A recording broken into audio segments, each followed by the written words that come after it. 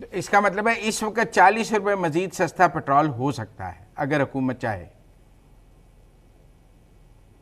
مزمل صاحب آپ میری التجا ہے، آپ لوگ بڑے ظالم لوگ ہیں حکومت کے لیے، حکومت کو تھوڑی سی گنجائش دے دیں. یہ 400 سے 450 ارب اگر اضافی جا رہا ہے حکومت کے خزانے میں، تو آپ اندازہ کیجئے کہ اس سال حکومت نے کوئی 500 ارب روپے کا نقصان کرنا ہے بجلی کے شعبے میں. تو وہ آخر کہاں سے آئے گا؟ آپ مجھے یہ بتائیے کہ ایم این ایس کی تنخواہ جو ہے وہ 1,88,000 روپے تھی، آج وہ 5,19,000 روپے ہو گئی ہے. اب تقریباً 300 اور کوئی 42 ایم این ایز ہیں، 1100 ایم پی ایز ہیں، اور سارے ایم پی ایز اور ایم این ایز میں سے جو سب سے سمجھدار ہیں وہ سندھ اسمبلی کے ممبر ہیں.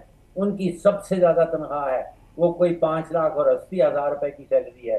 تو آخر یہ سارے جو عقل مند لوگ ہم نے رکھے ہیں اپنی پارلیمنٹ میں، ان کو تنخواہ جو ہے وہ کہاں سے نکلنی ہے؟ پھر آپ سوچئے کہ جب بجٹ کا جو سیشن ہوا تھا اس میں 1 کروڑ روپے کی تو چائے پلائی گئی ہے. اب وہ ایم این ایز اور ایم پی ایز اور سب نے چائے بھی پینی ہے، اور وہ 1 کروڑ روپے کی چائے اور پیٹیز اور سموسے بھی کھانے ہیں. تو یہ سب خرچہ جو ہے، یہ سب اخراجات کہاں سے آئیں؟ آپ سوچئے کہ پاکستان اسٹیل مل نے کبھی اسٹیل تو بنایا ہی نہیں کئی سالوں سے، لیکن وہ 25-26 ارب روپیہ جو ہے وہ نقصان ضرور بناتی ہے. تو وہ کہاں سے نکالیں گے؟ وہ مزمل صاحب تو اپنی جیب سے دینے سے رہے، تو وہ تو آپ کے اوپر پیٹرولیم لیوی ہی لگانا پڑے گا. اچھا، آپ ذرا جی سی سی کنٹریز کی بات کر لیں. یہ جو آبنائے ہرمز پہ ایرانین کنٹرول جی سی سی کی معیشت کو بھی افیکٹ کرے گا، یا ان کا پولیٹیکل نیریٹو ہے کہ نہیں ہونا چاہیے ایران کا کنٹرول، یا اس کا اکنامک امپیکٹ بھی ان کے اوپر ہے؟ دیکھیے میں سمجھتا ہوں کہ ابھی جو امپورٹنس ہے جو اسٹریٹ آف ہرموز کی، وہ یہ ہے کہ یہاں سے تقریباً 20% جو تیل ہے پوری دنیا کا، میں نے 100 ملین کا ذکر کیا، تقریباً 20 ملین اسٹریٹ آف ہرموز سے نکل کے جاتا ہے. پھر فرٹیلائزر نکلتا ہے، امونیا جاتا ہے. یہ جنگ کے نتیجے میں جو طاقتیں اور جو آئل پروڈیوسنگ کنٹریز ہیں جو اسٹریٹ آف ہرموز کو استعمال کرتی تھیں، انہوں نے بہت سارا فوکس جو ہے وہ متبادل راستوں پہ کر دیا.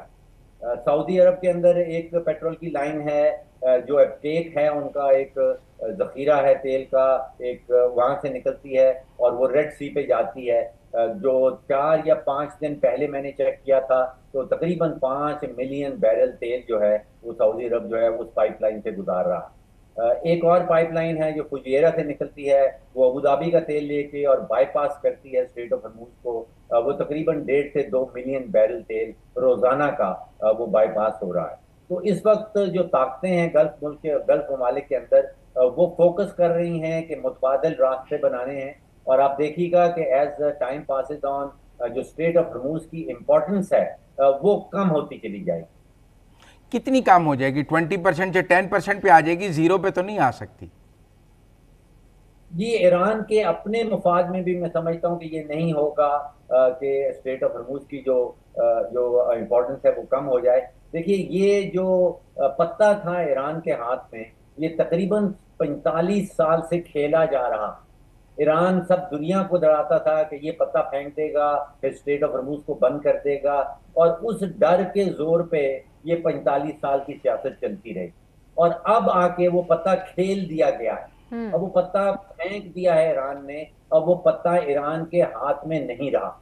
تو اب اس کے جو متبادل ہیں، جو حریف ہیں، جن کو نقصان پہنچا ہے، وہ اس پتے کا جواب دے رہے ہیں. تو میرا کہنا یہ ہے کہ اس پتے کا جواب سامنے آئے گا. جو جواب دینے والے ہیں وہ بہت مالدار بھی ہیں. ان کے پاس وہ 3 یا 4 جو گلف کے ممالک ہیں، ان کے پاس لگ بھگ $6 ٹریلین کے ساورن ویلتھ فنڈز ہیں. ان کے پاس وسائل بھی ہیں، ان کے پاس نیت بھی ہے. وقت بتائے گا کہ اسٹیٹ آف ہرموز کی جو امپورٹنس ہے وہ کتنی. ایران بائی لیٹرل ٹریڈ کی بات کی جا رہی ہے کہ اس کو $5 بلین تک لے جانا ہے. اس میں آئل اینڈ گیس بھی ہوگا یا یہ دوسری چیزوں کی ٹریڈ ہے؟ مزمل صاحب یہ 900 کلومیٹر کا بارڈر ہے، اور حقیقت یہ ہے کہ بارڈر کے اس پار لگ بھگ 208 بلین بیرل تیل کا. اس کو آپ صرف ایک گیس کی پائپ لائن سے نہ دیکھیں. یہ پاک ایران پاور گریڈ بن سکتی ہے، یہ پاک ایران بارڈر کے اوپر انڈسٹریل پارک بن سکتے ہیں، یہ پاک ایران بلو امونیا ہب بن سکتا ہے. یہ پاک ایران چابہار گوادر کا ایک ٹوین پورٹ بن سکتا ہے. میں نے انڈیویجول جو ممکنات ہیں، جو پوٹینشلز ہیں، ان کو جمع کیا ہے. اور یہ مجموعی تجارت جو ہے، اگر یہ فل کوریڈور بنتا ہے، گیس پائپ لائن پرانی بات ہو گئی، اب بات آ گئی ہے کوریڈورز کی، تو یہ 40 سے 45 ارب ڈالر کی سالانہ تجارت جو ہے یہ اس کوریڈور کے تھرو ہو سکتی ہے.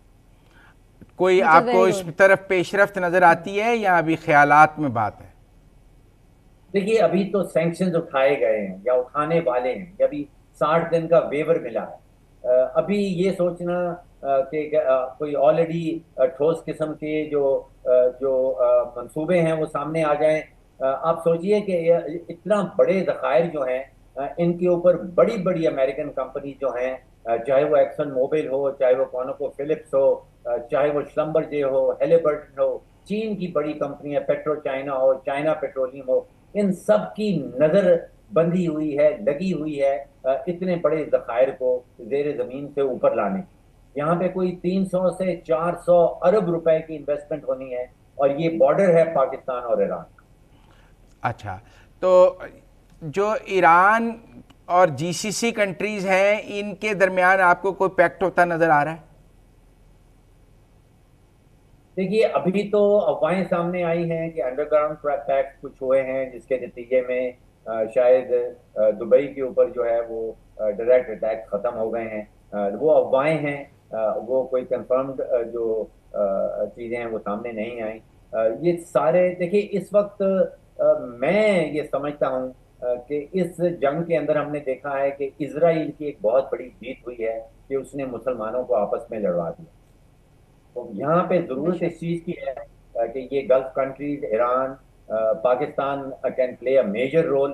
پاکستان نے اپنا ایک جو میڈیشن کا رول ہے وہ آپ سوچئے کہ انسانی تاریخ میں ہوتا یہ تھا کہ جب جنگیں لڑی جاتی تھیں ملکوں کے درمیان تو سپر پاور آتا تھا اور جنگ بندی کرواتا تھا.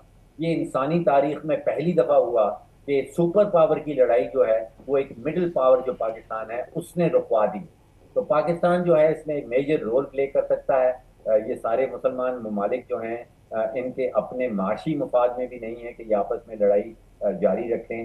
تو مجھے پازیٹیو وائبز نظر آتی ہیں اس ڈائریکشن میں. لیکن پاکستان کے عام آدمی سے جب ہم یہ پوچھتے ہیں نا کہ ہم نے ایران اور امریکہ کی صلح کرا دی، ہم نے ایران اور سعودی عرب کی صلح کرا دی، وہ سادہ سوال پوچھتا ہے ہمیں کیا ملا؟